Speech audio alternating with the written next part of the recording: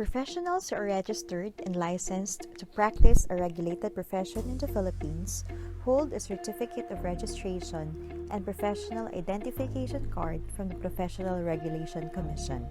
Professionals are being regulated in their practice in order to reduce the risk of harm to the public while maximizing the well-being of clients. Civil engineers create, improve, and protect the environment in which we live. They plan, design, and oversee construction and maintenance of building structures and infrastructure such as roads, railways, airports, bridges, harbors, dams, irrigation projects, power plants, and water and sewerage systems, and the likes. They use their knowledge and experience to help find solutions to some of the world's most pressing problems. These global challenges range from population pressures and growing urbanization, climate change effects, energy and water shortages, to natural and human disasters. Civil engineers plan, design, and oversee the implementation and construction of the structures that people use in everyday lives. If a structure collapses due to any failure in any of the process between planning to implementation, it can cost thousands of lives. That is why an engineer must be adept in his expertise and at the same time seek opportunities to learn so that he can continuously ensure the safety of individuals from designing to construction and even to maintenance of the structures. Before we proceed, don't forget to subscribe and hit the notification bell button to be updated of our latest post. Now, let us tackle what is RA 10912.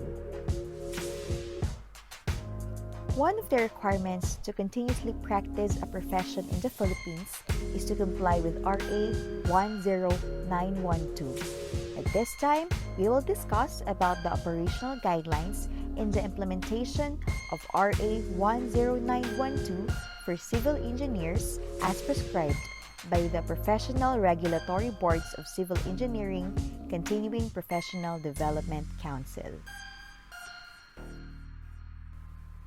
What is RA 10912?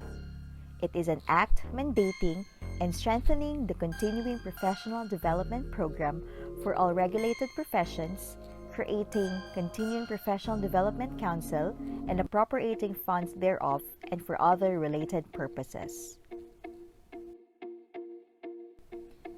Why pass this law? It is the policy of the state to promote and upgrade the practice of professions in the country. The state shall institute measures that will continuously improve the competence of the professionals in accordance with the international standards of practice, thereby ensuring their contribution in uplifting the general welfare, economic growth, and development of the nation. RA 10912 is also known as the Continuing Professional Development Act of 2016. But before we proceed, what is Continuing Professional Development?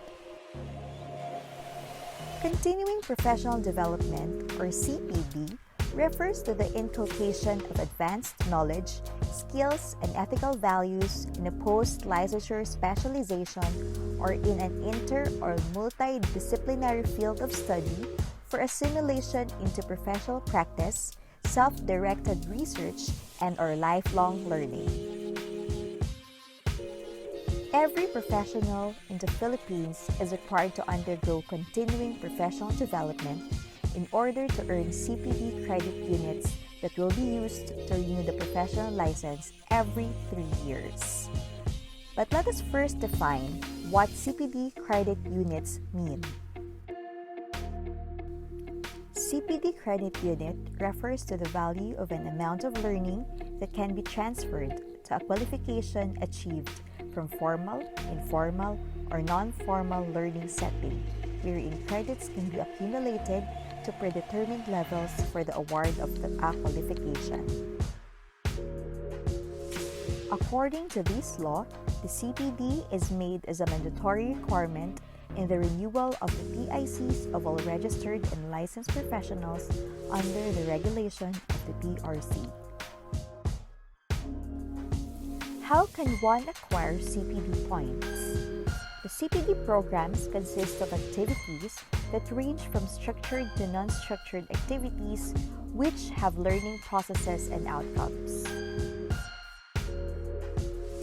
CPD programs include formal learning, non-formal learning, informal learning, and self-directed learning, wherein some online training falls under self-directed activity. For your guidance, let us know the meaning of each term. The law acknowledges that there are a lot of ways in which learning occurs and not just through formally organized programs. Let us know how CPD programs can be acquired through different modalities. Formal learning refers to educational arrangements such as curricular qualifications and teaching learning requirements that take place in education and training institutions recognized by relevant national authorities and which lead to diplomas and qualifications. Non-formal learning, on the other hand, refers to learning that has been acquired in addition or relatively to formal learning, which may be structured and made more flexible according to educational and training arrangements. Informal learning refers to learning that occurs in daily life, assessed through the recognition, validation, and accreditation process, and which can contribute to a qualification. Self-directed learning are learning activities such as online training, local or international seminars or non-degree courses, institution or company-sponsored training programs, and the like, which did not undergo CPD accreditation that may be applied for and awarded CPD units by the respective CPD council.